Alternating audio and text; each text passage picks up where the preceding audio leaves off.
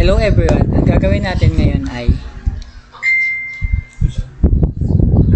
ang problem number 1 para sa final requirements sa networking.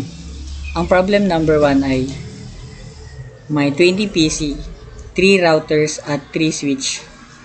Ang gagamitin nating serial para sa router 0 at 1 based sa problem ay 192.168.50.0. Para naman sa router 1 ay 192.168.60.0. Para sa IP address naman ay sa router 0 ang gagamitin natin ay class A, sa router 1 naman ay class B, at sa router 2 naman ay class C. Simulan na natin. Open muna natin ang Cisco packet.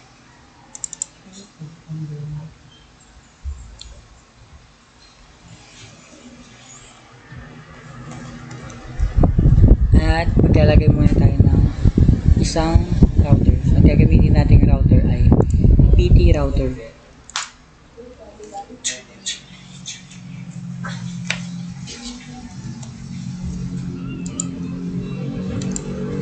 At maglalagay din tayo ng isang switch. Ang gagamitin natin ay 2950 24 at isang PC.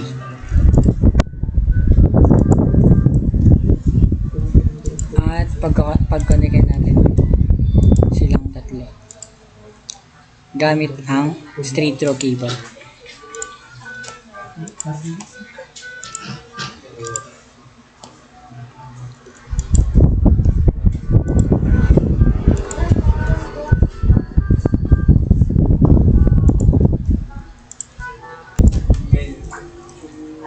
At pagkatapos natin pag-connectin, mag-i-input tayo ulit ng router kagaya din sa ginawa natin dito. Same process din ang gagawin.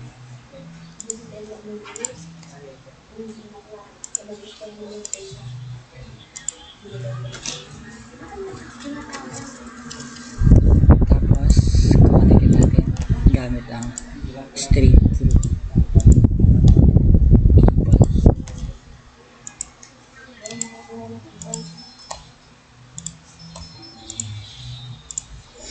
At pagkatapos na natin mapag-connect ay mag-i-input muna tayo ng IP address dito sa PC.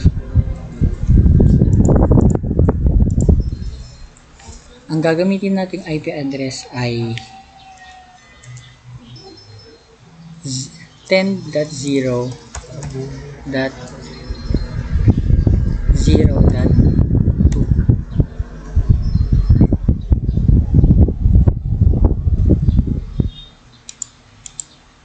At copy natin yung IP address.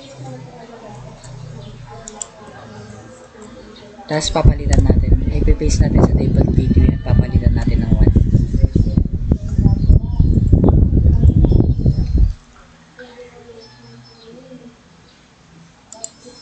Tapos dito tayo sa router at pupunta tayo sa config at Ethernet 0/0 at dito natin i-paste yung kinapin natin na data.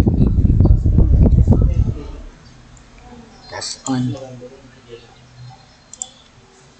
Tapos dito naman sa kabila ay maglalagay din tayo ng IP address. At ang gagamitin natin ng IP address ay 172.168.60.2 172.168.60.2. Kasi hindi na sa ginawa natin kanina. Copy natin. At papalitan natin naman copy.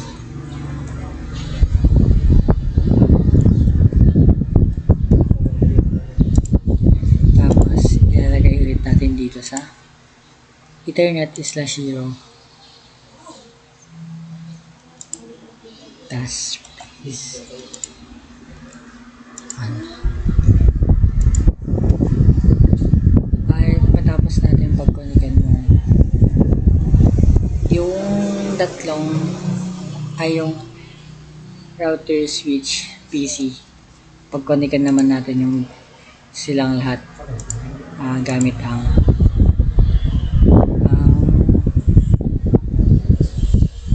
serial. At gagamitin natin ay serial 2/0. Tapos open natin yung router, punta tayo sa serial 2/0 at papalitan natin yung 2 million. Tapos ipipaste natin yung at ang gagamitin natin serial ay 192.168.50.2.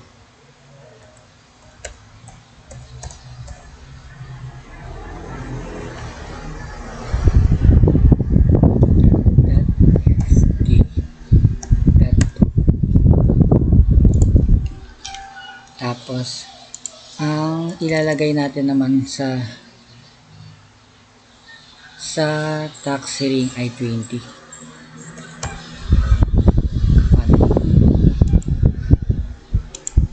Tapos ganun din sa kabila. Serial. Tapos ang ilalagay din natin dito sa serial 2/0 ay 192.168.50.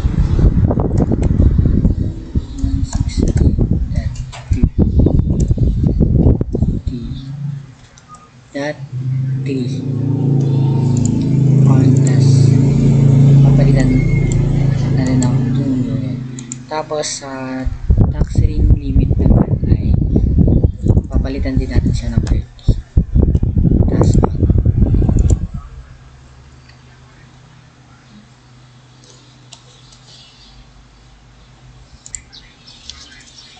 at mag-CCLI na tayo ngayon. Click enter, tapos exit, tapos enter, tapos router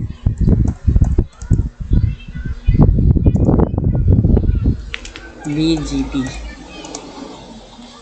20, tapos enter, tapos network,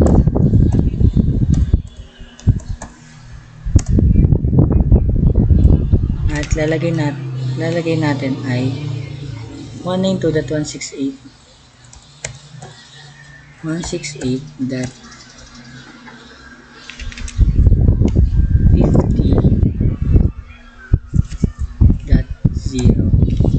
Tapos enter, tapos network ulit,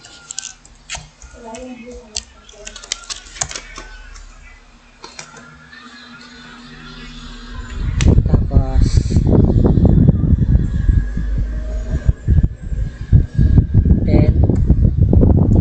10.0.0.0, tapos enter, tapos input natin yung import,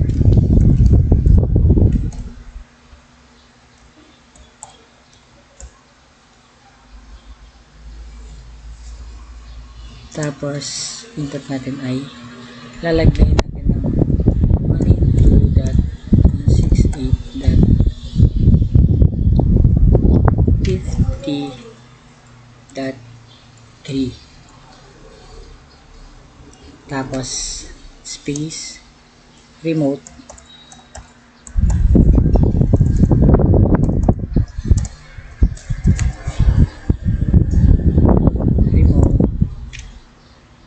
tapos slash as 30, then enter, tapos neighbor,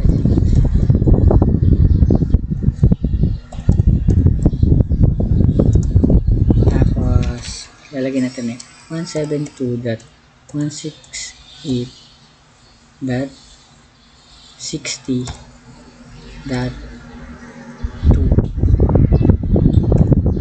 tapos remote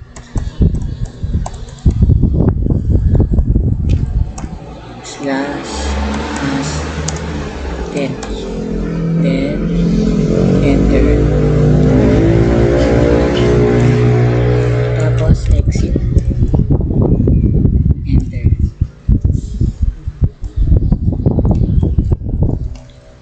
Tapos close na natin. Punta na tayo sa router 1 at ganun din yung gagawin natin. Mag-CCLI tayo.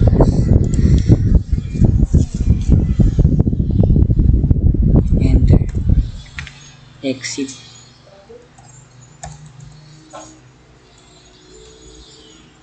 enter. Tapos router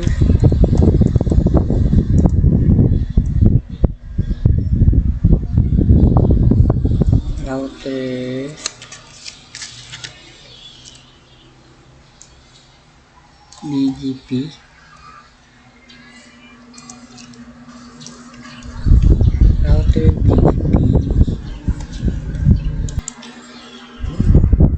tapos ang lalagay natin ay router BGP 30 kasi kanina 20, tapos press enter, network ulit,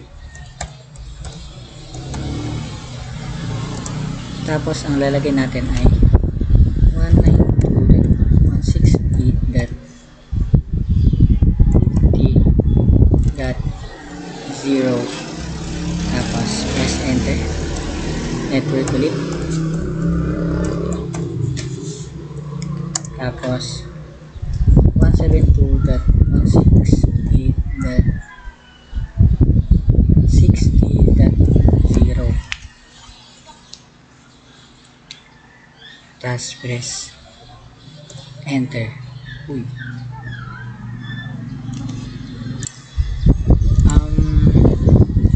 Wait, nagkamali po tayo sa spelling test. Malitin na natin, network ulit,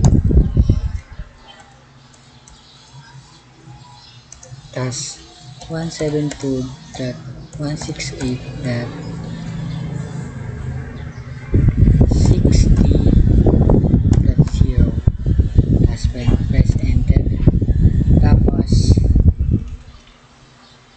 neighbor ulit,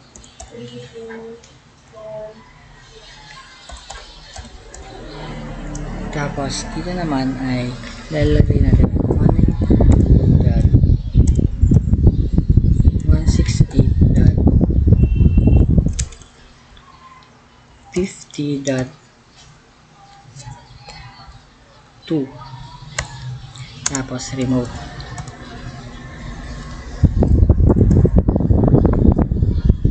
slash as 20, tas enter. Oops.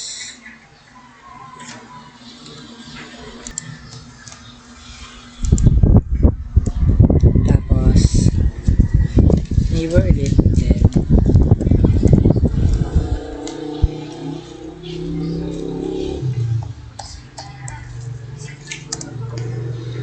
at lalagay natin ay 10.0.0.3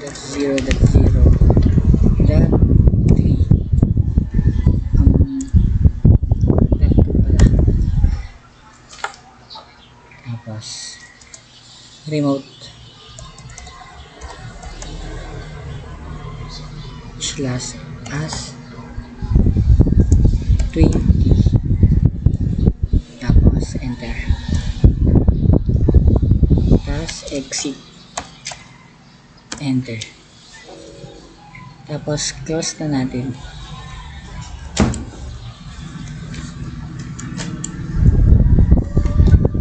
Check muna natin kung gumagana ba, gumagana ba.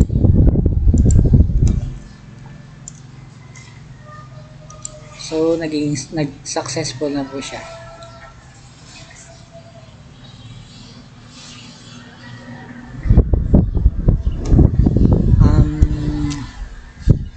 Gagawa tayo ulit mag-i-input tayo ulit ng router.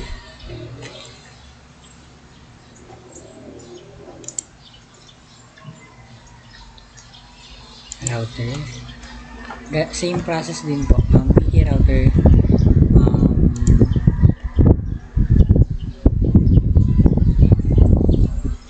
2950 switch,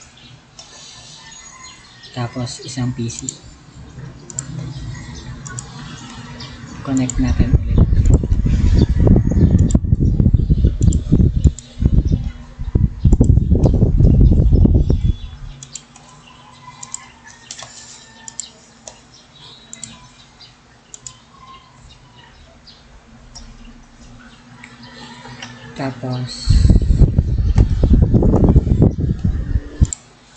Tapos ilalagay nating IP address ay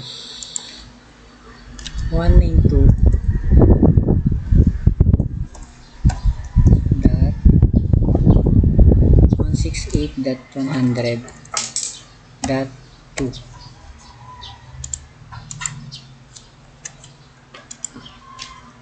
Copy. Same process din sa ginawa natin.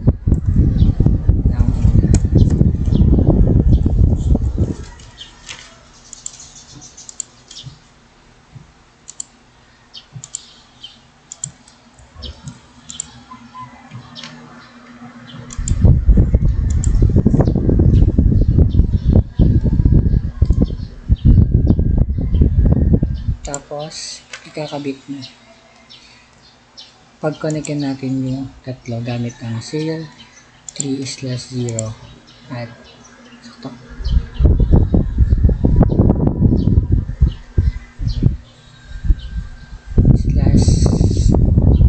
Serial 3/0 din. Tapos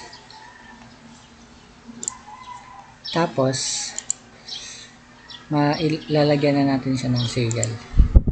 Gagamitin natin serial by 192.168.60.2.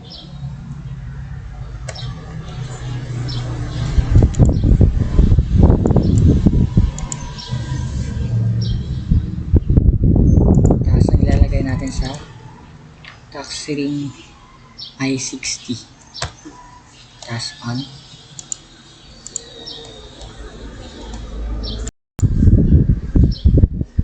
At i-input tayo at pupunta tayo sa router 1, tapos sa serial 3/0 at ilalagay natin ay 192.168.60.3.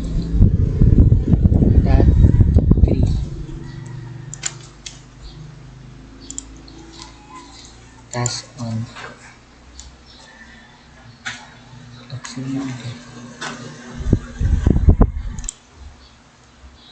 Tapos ang tax ring naman ay 30.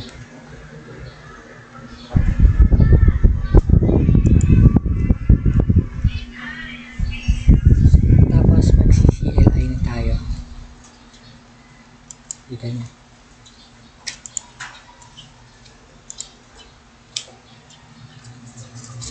Tapos same din sa ginawa natin kanina. Enter. Exit. Enter. Tapos router.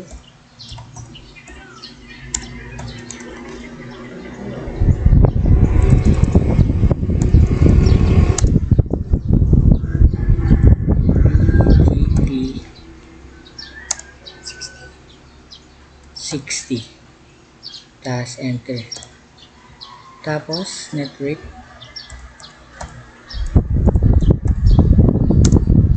Tapos ang lalagay natin ay 192.168.60.0. Tapos enter. Tapos network ulit.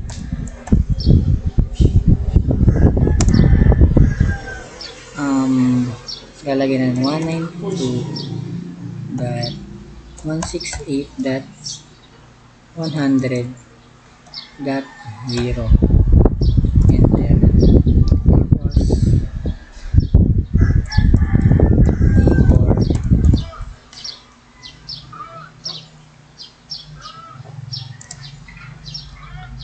Tapos lalagyan natin ay 192.168.60.3.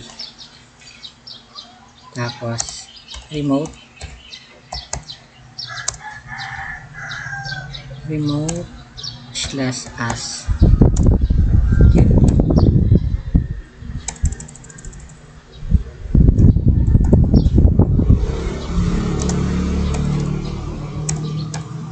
Enter. Tapos ganun din.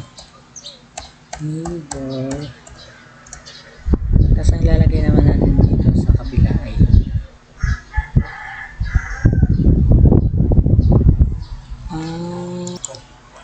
ay 192.168.60.2. Tapos remote /as KP. Then enter.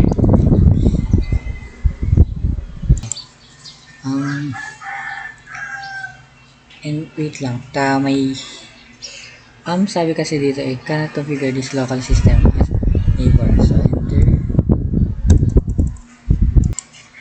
Tas exit ulit.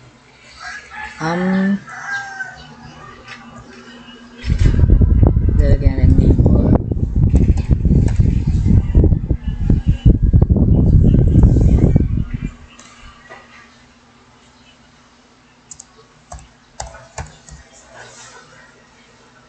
There.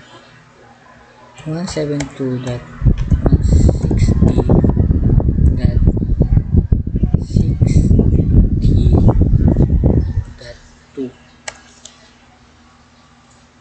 Tapos remote /as 30. Tapos enter. Exit. Enter. Tapos close. Tapos open natin ulit yung router 1. Tapos punta tayo sa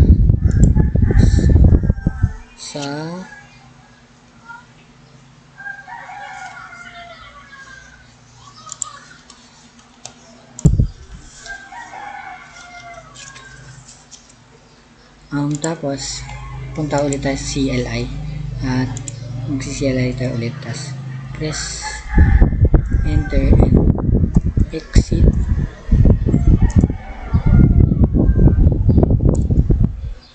Enter router PGP 30. Tapos enter. Tapos network.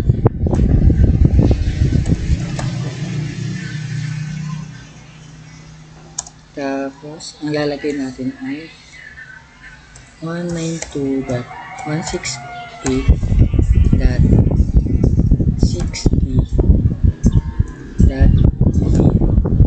Tapos enter. Network ulit.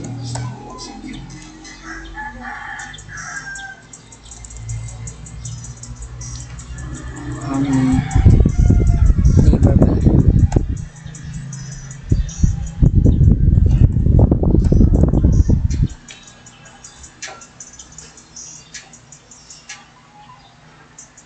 Tapos 192.168.60.2 remove as 60, tapos press enter. Tapos libre ulit,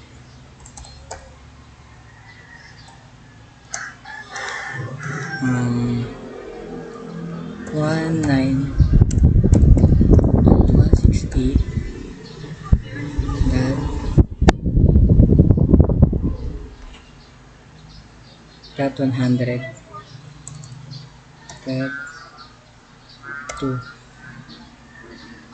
dot, tapos remote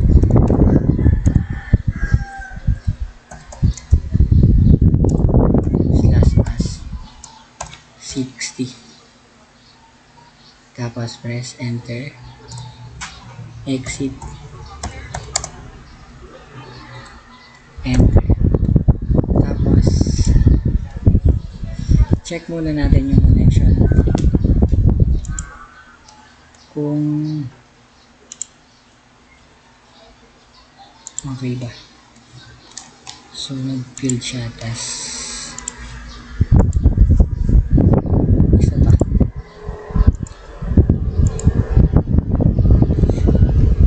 Wait, delete muna natin.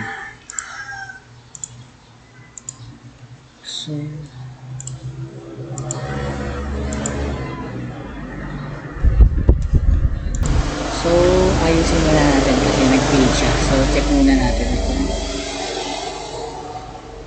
kasi hindi siya nag-red. Double check muna natin yung connection nila. Baka nagkamali tayo ng dito sa /3. Ito pala.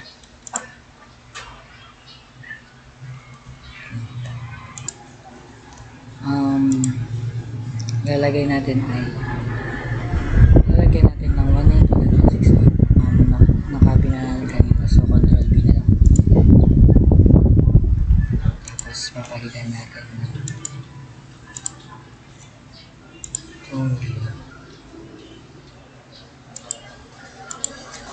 tapos 60. X na natin. Check natin ulit kung okay na.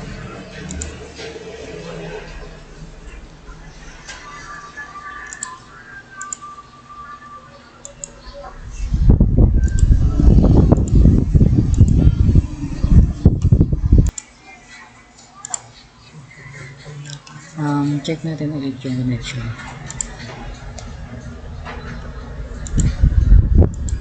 So naging successful na siya. Mag-add na lang tayo ng PC at based dun sa problem ay 20 PC daw yung gagawin. 20 na PC. So kaya mag-add tayo ng PC ulit.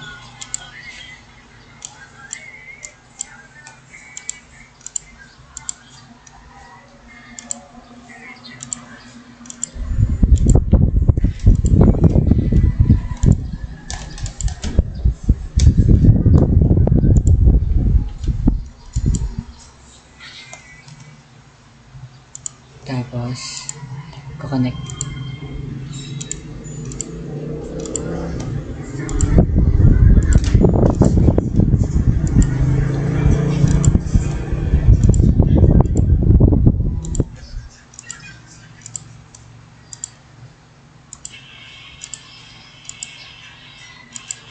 Yung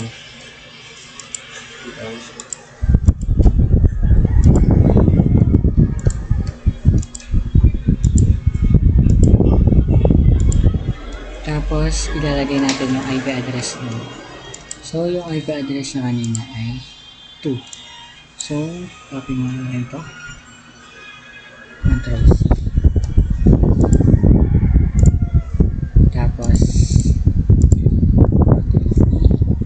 So, magiging 3 siya. At ito din. Control B. So, magiging 1 siya. Kasi, hindi always 1 yung default. Always 1 siya kasi default gateway.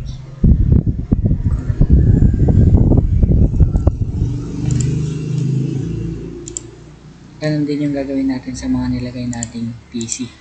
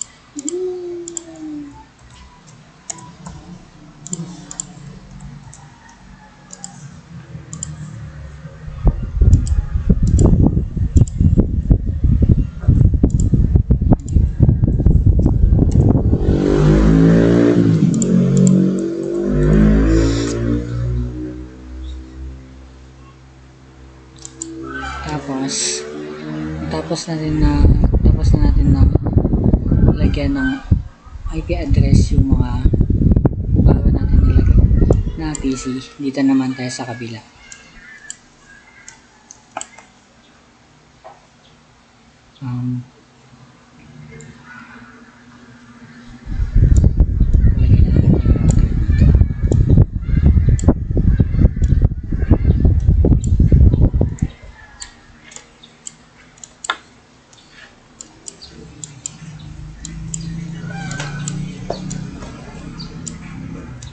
Tapos, ganun din yung gagawin natin. Dito sa kabila. So, same process din po tayo. 7 ulit na PC.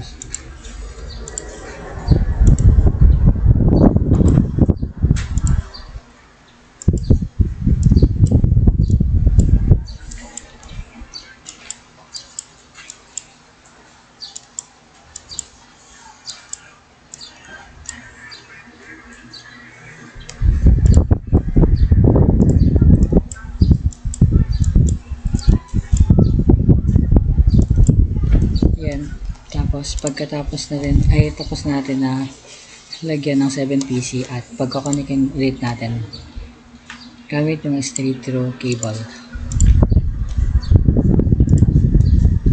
So, same process lang din po.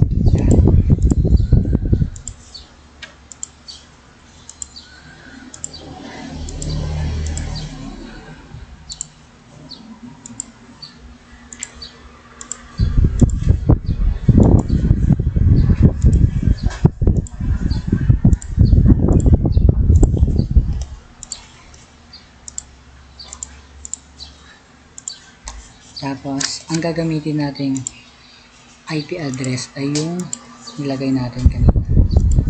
Para mas mabilis tayo, copy na lang natin yung nilagay nating default gateway dito sa PC. Sa PC2.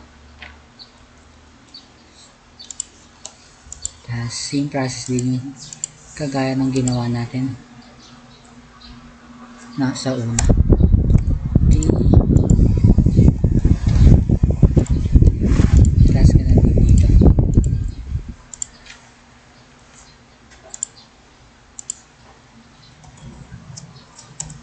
Magiging 4 siya. Tapos ito naman ay 5. Tapos ito naman ay 6.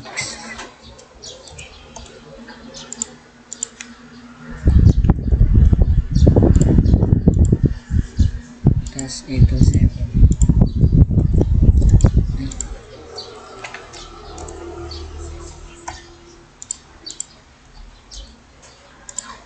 tas ito naman ay 8.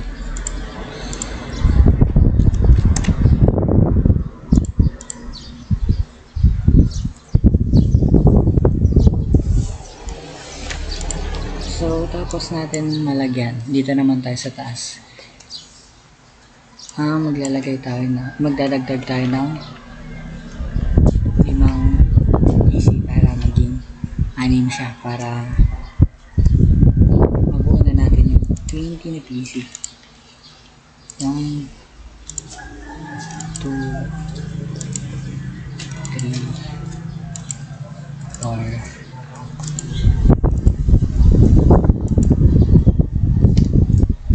5.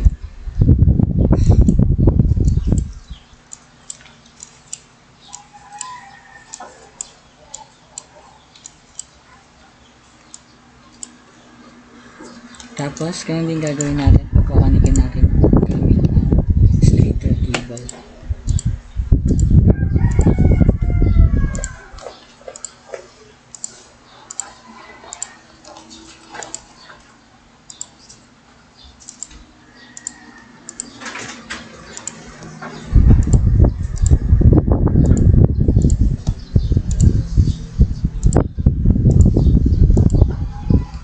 Tapos, ganun din yung gagawin natin.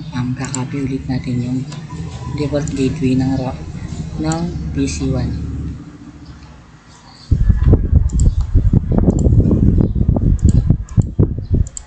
Space, nagiging 3 siya.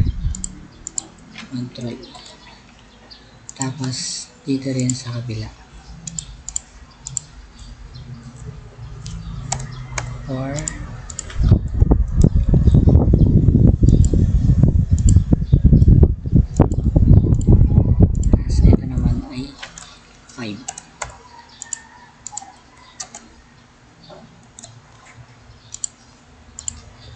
tapos dito sa kabila ay 6.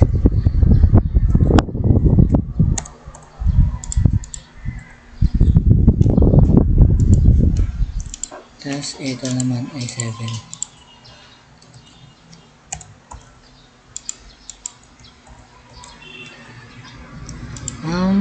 Pagkatapos check na natin kung gumagana ba.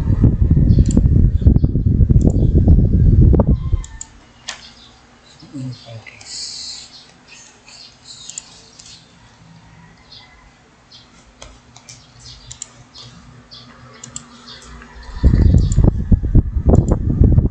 So, successful na siya. At isa pa.